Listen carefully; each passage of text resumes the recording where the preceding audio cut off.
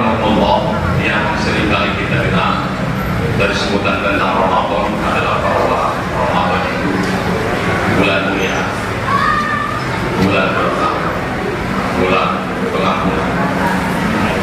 Pertanyaan yang sederhana, apakah itu berlaku mutlak? Artinya bahwa semua orang memperoleh kemuliaan, kemudian puasa mukakah mulia, atau semua orang dapat keberkahan, yang ibadah, yang maksiat asal bulan Ramadan, atau semua orang dapat pengampunan, yang minta atau yang kagak? Apa berlaku seperti itu? Ya. Jadi kemuliaan, keberkahan, pengampunan itu hanya bagi orang yang mengupayakannya. Allah hanya mengampuni orang-orang yang minta ampun. Walaupun sesungguhnya Allah boleh mengampuni orang yang tidak minta ampun. Boleh ya? Oh, siapa nggak minta ampun nggak diampuni? Boleh. Tapi umumnya orang-orang yang Allah ampuni adalah orang-orang yang hatinya digerakkan buat mau minta. Gitu loh. Orang-orang yang dapat keberkahan adalah orang yang menyambut keberkahan itu. Orang yang meraih kemuliaan adalah orang yang memperoleh yang melakukan atau masuk pada perbuatan yang membuat dia jadi mulia. Jadi tidak automatically, tidak berlaku mutlak.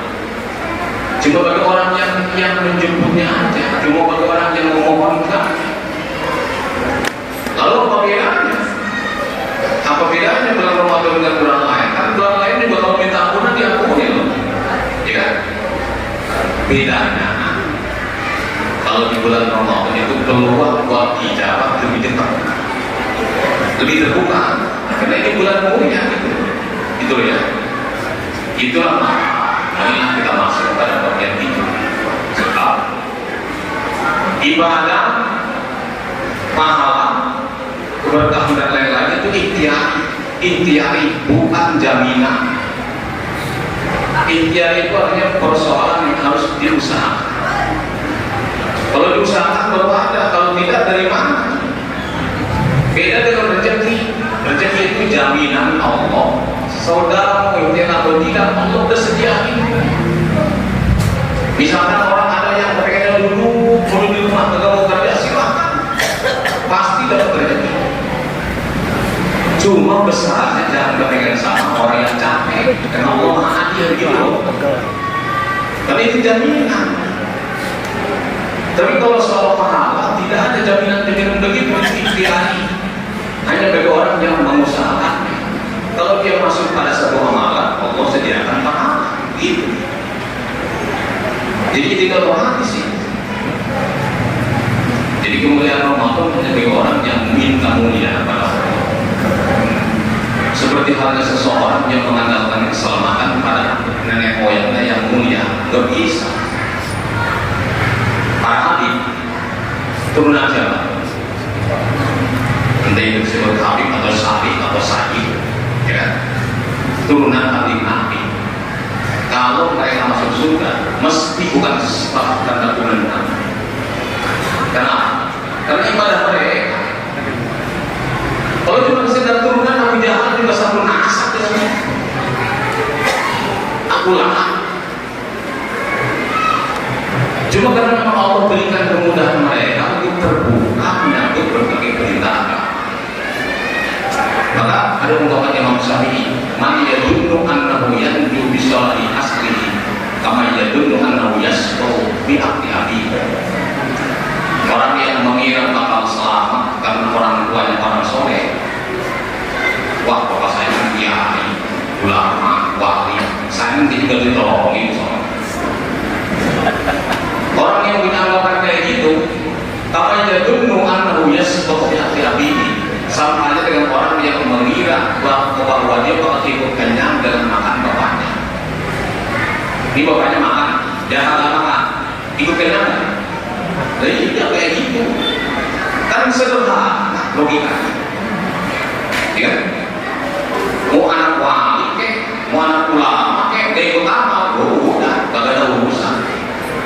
Ikhtiari loh masing-masing. Jadi kita harus masuk pada ikhtiar. para wali. Sholat itu nikmat buat mereka. Kita kan gak ada nikmat-nikmatnya ya. Mau sholat kayak mau puasa, gak ada nikmat-nikmatnya, biasa-biasa aja. Bahkan kadang-kadang terkesan gimana ya? Jadi kita belum sampai pada mampu bisa menikmati ibadah. Betul. Tapi perlu dicatat bahwa sampai saat ini walaupun kita belum pernah merasakan nikmatnya ibadah, kita belum pernah merencanakan buat berhenti ibadah. Benar ya? Ini nilai plusnya buat kita.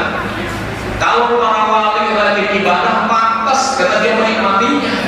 Dan kita nikmat dalam apa-apa tapi kepengen terus ibadah gimana? Hebat kan? Itu kalau kita puasa itu kesiksa. Benar ya? Itu kan manusiawi lah, manusiawi, lapar, haus, dahaga, lemas. Memang kesiksa.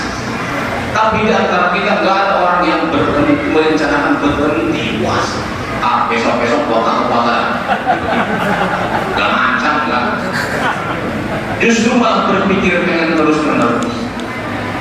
Ini hebatnya orang awam loh. Para wali-wali ibadah juga mempantaskan ibadah nikmat, puasa nikmat, sholat nikmat. Kayak orang yang enak makan, makan terus, pantas nggak? Pantas. Jadi kalau enak makan lebih makan. Itu kenapa? Karena ada kepentingan. Kepentingan inilah yang menjadi modal dasar kita. Apa kepentingan kita buat mempertahankan ibadah? Kami itu bukan satu jaminan buat kita. Ikhtiar kita. Ya, ikhtiar kita. Satu hal yang perlu kita catat adalah hal-hal sederhana yang kita lakukan. Coba bayangin, tarawih 20 rakaat bisa ditempuh dengan 45 menit. Mau ngukur ke siapa? Mau ngukur ke wali mana? Apalagi ngukur ke Nabi? Kata-kata. Tapi walaupun begitu, kalau itu berbarengan dengan ridhonya Allah, jadi besar. Hal-hal sederhana, ibadah sederhana, ketika berbarengan dengan keridhaan Allah, yang sederhana itu menjadi besar. Kesalahan sederhana, kalau berbarengan dengan kebencian Allah, menjadi masalah besar. Gitu ya. Jadi masalah besar. Nih bulan puasa katanya amat dilipat gandakan. Yuk kita keluar. Tapi perlu dicatat bahwa ada penjelasan ulama, maksiat di bulan Ramadan pun durhakanya dosanya dilipat gandakan. Jangan salah. Ini bulan pertama sedekah dilipat gandakan, tarawih dilipat gandakan, maksiat juga salah. Ini kan namanya fadilah zaman makan. Itu ya. Ada penjelasan itu.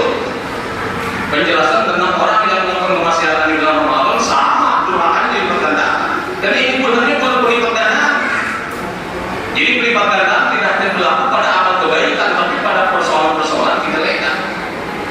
Nggak beda orang di Makkah masih di Laut. Satu rakaat sekitar 100.000 rakaat di Islamiyah. Kalau maksiat di sana juga masih di Laut. Tapi bukan pelipat gandakan. Logikanya begitu. Dan maksiat utama di dalam puasa adalah nggak puasa. Oh iya, coba. Maksiat itu tergantung waktunya. Maksiat waktu puasa adalah tidak puasa. Maksiat waktu sholat adalah tidak sholat. Maksiat waktu zakat tidak zakat. Begitu.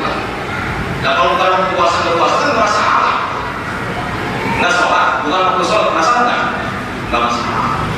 Masalah maksiat pada waktunya. Ya, kita mohon kepada Allah, semoga ini perjalanan ke depan kan masih panjang ya. Baru 3 hari malam kita berdoa, minta sama Allah.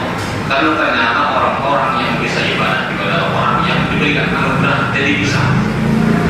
Boleh minta ya dengan doa setiap hari, Allahumma a'inna ala dzikrika wa syukrika wa husni ibadatik. Ya Allah, tolong bantuin saya biar bisa syukur dan ibadah kepada. Dibantuin sama itu sambil minta. Kan mulia itu permintaan. Jangan minta nasi mulu, rezeki mulu, minta sekali-kali, minta dibikin mudah ibadah. Gitu ya. Itu doa luar biasa. Itu doa dipanjatkan oleh Mu'adz bin Jabal. Kata Rasulullah, ya Mu'adz, cukuplah doa itu yang bakal membawa kepada